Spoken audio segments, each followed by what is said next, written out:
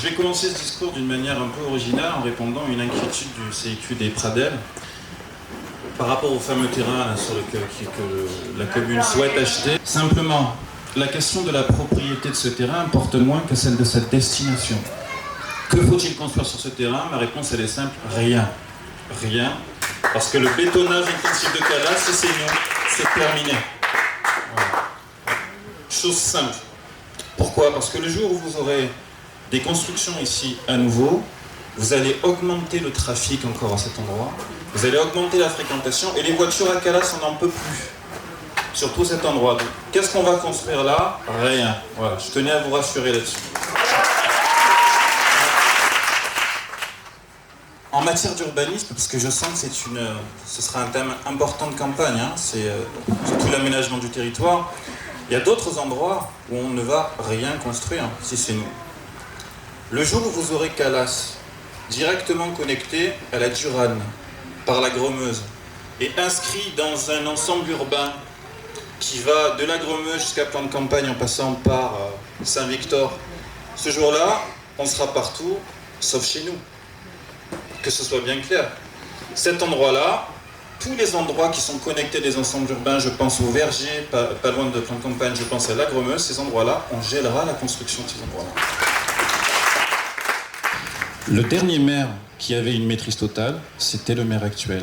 Par conséquent, si demain nous voulons modifier le plan local d'urbanisme, et vous savez que nous l'avons attaqué, ce plan local d'urbanisme, que nous espérons son annulation, si nous sommes aux affaires, nous entamerons sa révision, mais nous ne serons pas seuls. C'est-à-dire que le PLU de la commune sera inscrit dans un PLUI, qui est celui de la métropole, et il faudra négocier notre propre urbanisme. Par conséquent, les gens qui nous gouvernent aujourd'hui, et je parle de tous les gens de la majorité, ceux qui ont signé ce PLU, qui prévoit 133 logements sous les lignes à haute tension à Saint-Victor, qui prévoit l'urbanisation de la Gromeuse et donc le rattachement de Calas à la Durane, ces gens-là, ils ont vendu la commune.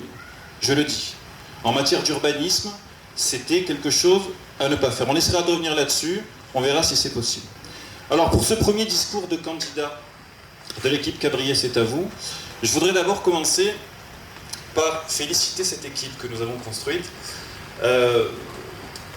Cette nuit, la nuit dernière, j'ai vu passer des messages à 4h du matin. Quand on est arrivé ce matin, j'ai vu Mélissa et Florian réviser leurs fiches. Je crois qu'ils devaient me détester au moment de prendre la parole.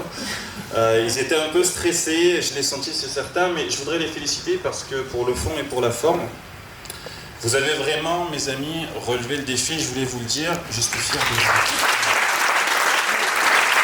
Pour que ce soit quand même un discours d'équipe, je voudrais que viennent à mes côtés les deux piliers de cette équipe. Je parle de Nathalie Luel et de Roland Fassonne. À mes côtés, mes amis.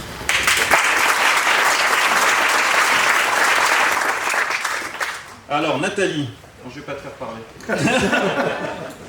Rassurez-vous. Nathalie sera votre première adjointe si vous nous accordez votre confiance.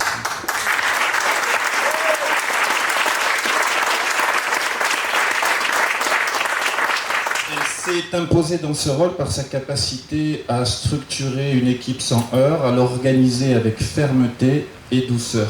Nathalie, c'est un peu notre main de fer dans un gant de velours. Je te remercie d'être à mes côtés, d'être à nos côtés. Merci de t'engager pour Cabriès.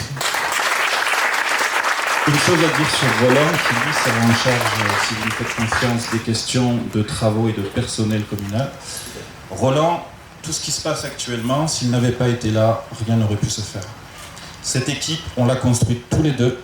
Cher ami, souviens-toi lorsque nous étions 2, 3, 4, regarde-nous aujourd'hui. Bien, tout ça, c'est grâce à toi. Regarde-nous, mais regarde tous, regarde ça.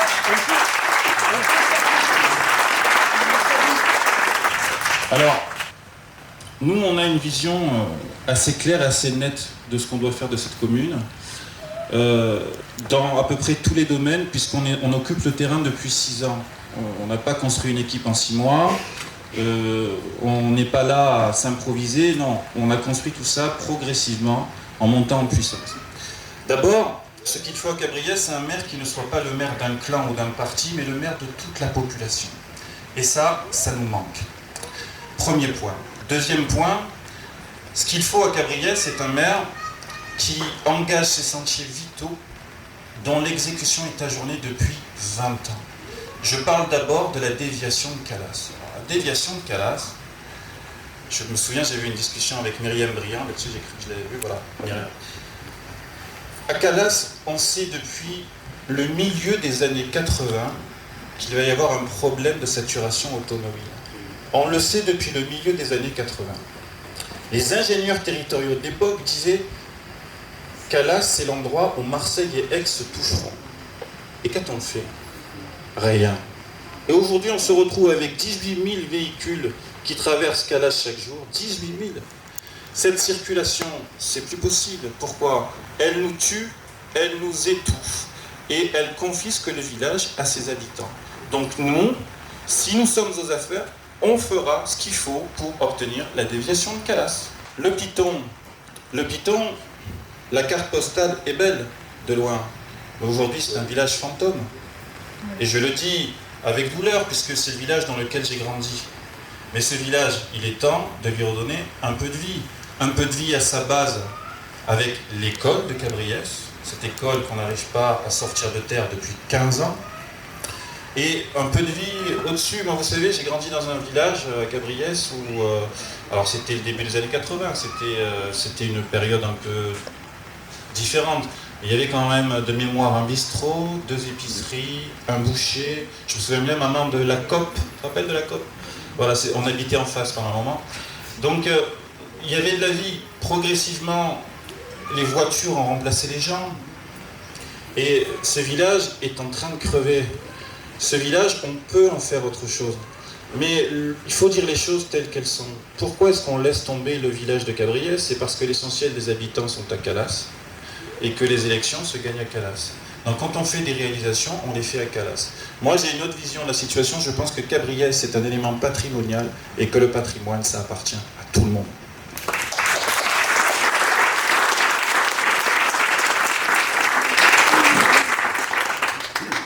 Moi, je suis issu d'une famille d'origine algérienne qui est arrivée en France dans les années 60.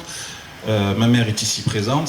Sa famille est arrivée et s'est établie à Cadolive, dans un petit village pas très loin. C'est mon deuxième village de cœur, Cadolive d'ailleurs. Et on avait dit à mon grand-père, mais viens dans les quartiers à Marseille, viens, tu verras, on sera entre nous, on sera entre immigrés. Ce à quoi il avait répondu, mais si nous sommes tous entre nous, comment deviendrons-nous français? Pas mieux. Moi, j'ai toujours considéré que j'avais une dette envers Cabriès, parce que si je suis celui que je suis, si j'ai pu avoir les opportunités professionnelles que j'ai eues, l'accès à la culture, l'accès aux lettres, l'accès à un environnement qui est presque lyrique, c'est parce que j'ai grandi à Cabriès. Et quand on a une dette envers Cabriès, eh bien, au bout d'un moment, quand on a beaucoup reçu, on se dit qu'il faut rendre. Et c'est ça le sens de ma candidature aujourd'hui. Je suis là pour rendre quelque chose à Cabriès. Cabriès m'a fait grandir, et j'ai envie de faire grandir Cabriès aujourd'hui, et de lui apporter ces projets qui lui manquent, ces projets structurants, parce que ce dont nous souffrons aujourd'hui, c'est d'avoir un manque de vision globale. J'ai eu le sentiment, vous savez que j'ai été élu déjà, j'ai été adjoint au maire dans l'équipe de Richard Martin. Je voudrais critiquer personne personnellement, mais je voudrais dire une chose. Ce que j'ai senti souvent dans l'approche des affaires publiques, c'est un manque d'attachement pour Cabriès. Et je pense que la meilleure... Alors quand je dis Cabriès, c'est aussi Calas, parce que pour moi, je ne fais pas de distinction. Les deux villages sont la commune. Et je dis que la meilleure façon de gérer cette commune, c'est d'abord de l'aimer. Voilà. Il y a un très beau texte qui a été écrit par Raymond Martin, je crois que c'était en 1974, donc 4 ans avant ma naissance. C'est un texte qui résonne en moi parce qu'il s'appelle « À celui qui vient de loin ». Et Raymond Martin, il disait « Grandir à Cabriès de mémoire, c'est être touché par ces endroits, par ces sites pétris d'histoire, ces sites où souffle l'esprit. Grandir à Cabriès, c'est s'enchanter des notes qui s'échappent du clocher. Un jour de mariage, c'est ressentir un frisson quand sonne le glas. Grandir à Cabriès, c'est sentir qu'on prend racine ici, même quand on vient de loin. Et je rajoute, même quand on s'appelle Mehdi. Et quand on grandit à Cabriès, on a une conviction chevillé au cœur et au corps, c'est qu'avant d'être quelqu'un, on est de quelque part. Et moi, je suis de Cabriès. Voilà.